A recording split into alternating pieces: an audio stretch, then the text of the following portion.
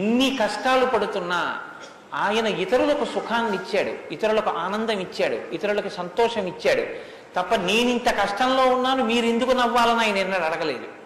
అందుకే రాముడు యోగి అన్నారు పెద్దలు. యోగి అంటే పైన ఎన్ని కష్టాలైనా రావచ్చు, కానీ లోపల మాత్రం తాను నిర్వికారంగా ఉంటాడు. అందుకే పుట్టినది కూడా నవమి తిథి నాడు పుట్టాడు మహానుభావుడు. 9 అంకెకున్న గొప్పతనం చూడండి. మీరు ఎంత పెట్టి 9ని హెచ్చ వేయండి మళ్ళీ 9గా మారుతూ ఉంటుంది.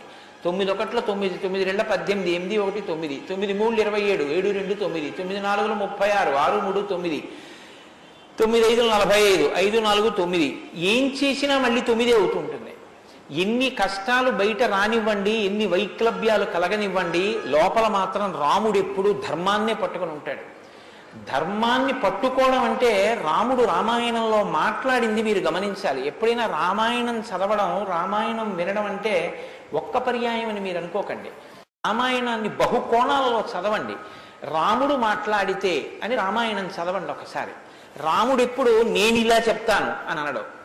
రాముడు ఎప్పుడు చెప్పినా ఎలా చెప్తాడంటే ఋషులు ఇలా చెప్పారంటాడు, పెద్దలు ఇలా చెప్పారంటాడు, శాస్త్రం ఇలా చెప్పిందంటాడు తప్ప నేను ఇలా చెప్తానన్నాడు రాముడు. తన నిర్ణయం కాదు, తాను ఏది చెప్పాలో కాదు, శాస్త్రం ఏం చెప్పిందో చెప్తాడు, ఋషులు ఏం చెప్పారో చెప్తాడు, పెద్దలు ఏం చెప్పారో చెప్తాడు, తాను ఎందుకు ధర్మాన్ని అనుష్ఠిస్తున్నానో చెప్తాడు. తన జీవితాన్ని ఆదర్శవంతంగా తీసుకొచ్చి మనుష్య జాతికంతటికి ఫలంగా అందించాడు. అటువంటి ధర్మాత్ముడైనటువంటి రామచంద్రమూర్తి మనుష్యుడిగా అవతారాన్ని స్వీకరించి ఉండకపోతే అసలు మనుష్యుని యొక్క జన్మ ప్రయోజనం ఇంత గొప్పవాడా మనిషి అన్న విషయమే లోకానికి అర్థమయ్యుండేది కాదు. ఎందుకంటే మీరు ఒక విషయాన్ని జాగ్రత్తగా గమనించండి.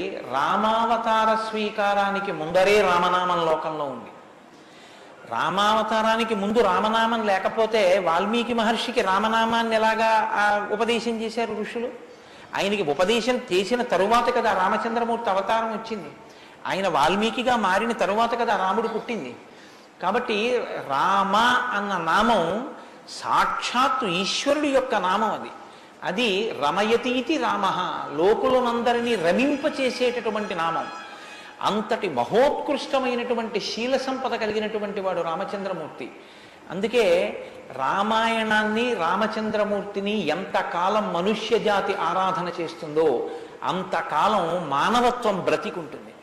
ఏనాడు రామచంద్రమూర్తిని మరిచిపోతామో, ఏనాడు రామాయణం మనకు అక్కర్లేదని అంటామో, ఆనాడు మనిషిగా కనపడుతున్న మనుష్యత్వం చచ్చిపోతుంది, మానవత్వం చచ్చిపోతుంది, నరత్వం చచ్చిపోతుంది.